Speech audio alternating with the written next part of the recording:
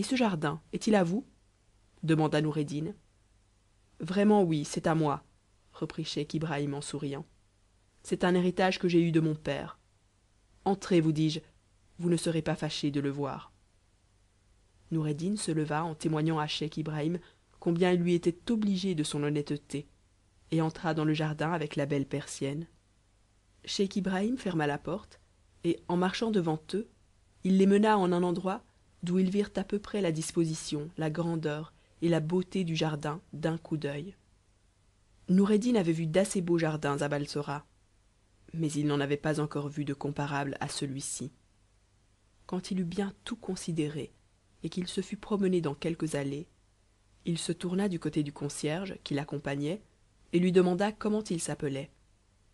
Dès qu'il lui eut répondu qu'il s'appelait scheich Ibrahim, scheich Ibrahim, lui dit-il, il faut avouer que voici un jardin merveilleux. Dieu vous y conserve longtemps. Nous ne pouvons assez vous remercier de la grâce que vous nous avez faite de nous faire voir un lieu si digne d'être vu.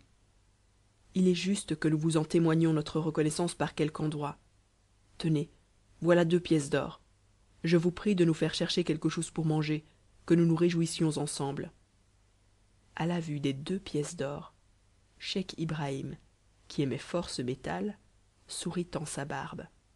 Il les prit, et en laissant Noureddin et la belle persienne pour aller faire la commission, car il était seul, voilà de bonnes gens, dit-il en lui-même avec bien de la joie. Je me serais fait un grand tort à moi-même si j'eusse eu l'imprudence de les maltraiter et de les chasser. Je les régalerai en prince avec la 10e partie de cet argent, et le reste me demeurera pour ma peine. Pendant que scheich Ibrahim alla acheter de quoi souper, autant pour lui que pour ses hôtes, Noureddin et la belle persienne se promenèrent dans le jardin et arrivèrent au pavillon des peintures qui était au milieu. Ils s'arrêtèrent d'abord à contempler sa structure admirable, sa grandeur et sa hauteur, et après qu'ils en eurent fait le tour en le regardant de tous les côtés, ils montèrent à la porte du salon par un escalier de beau marbre blanc, mais ils la trouvèrent fermée. Noureddin et la belle persienne ne faisaient que de descendre l'escalier lorsque scheich Ibrahim arriva chargé de vivres. Scheich Ibrahim, lui dit Noureddin avec étonnement, ne nous avez-vous pas dit que ce jardin vous appartient? Je l'ai dit, reprit scheich Ibrahim, et je le dis encore. Pourquoi me faites-vous cette demande? Et ce superbe pavillon, repartit Noureddin, est-il à vous aussi? Scheich Ibrahim ne s'attendait pas à cette autre demande, et il en parut un peu interdit. Si je dis qu'il n'est pas à moi, dit-il en lui-même, ils me demanderont aussitôt comment il se peut faire que je sois maître du jardin et que je ne le sois pas du pavillon. Comme il avait bien voulu feindre que le jardin était à lui, il feignit la même chose à l'égard du pavillon.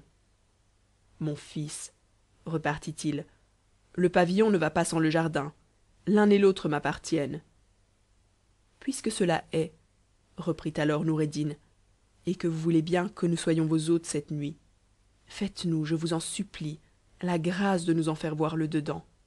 À juger du dehors, il doit être d'une magnificence extraordinaire. Il n'eût pas été honnête à scheich Ibrahim de refuser à Noureddin la demande qu'il faisait après les avances qu'il avait déjà faites. Il considéra de plus que le calife n'avait pas envoyé l'avertir comme il avait coutume, et ainsi qu'il ne viendrait pas ce soir-là, et qu'il pouvait même y faire manger ses hôtes et manger lui-même avec eux. Il posa les vivres qu'il avait apportés sur le premier degré de l'escalier et alla chercher la clef dans le logement où il demeurait. Il revint avec de la lumière et il ouvrit la porte. Noureddin et la belle persienne entrèrent dans le salon, et ils le trouvèrent si surprenant qu'ils ne pouvaient se lasser d'en admirer la beauté et la richesse.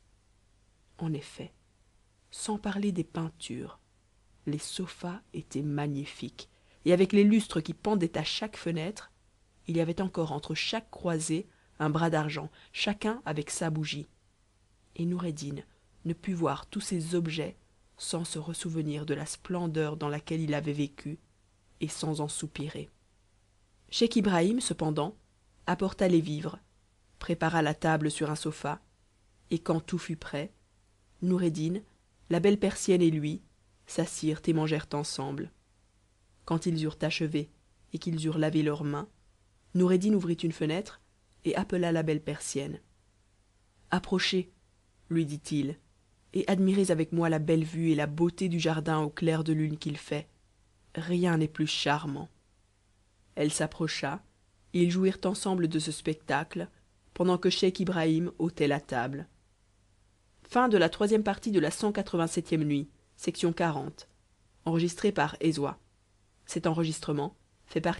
La nuit.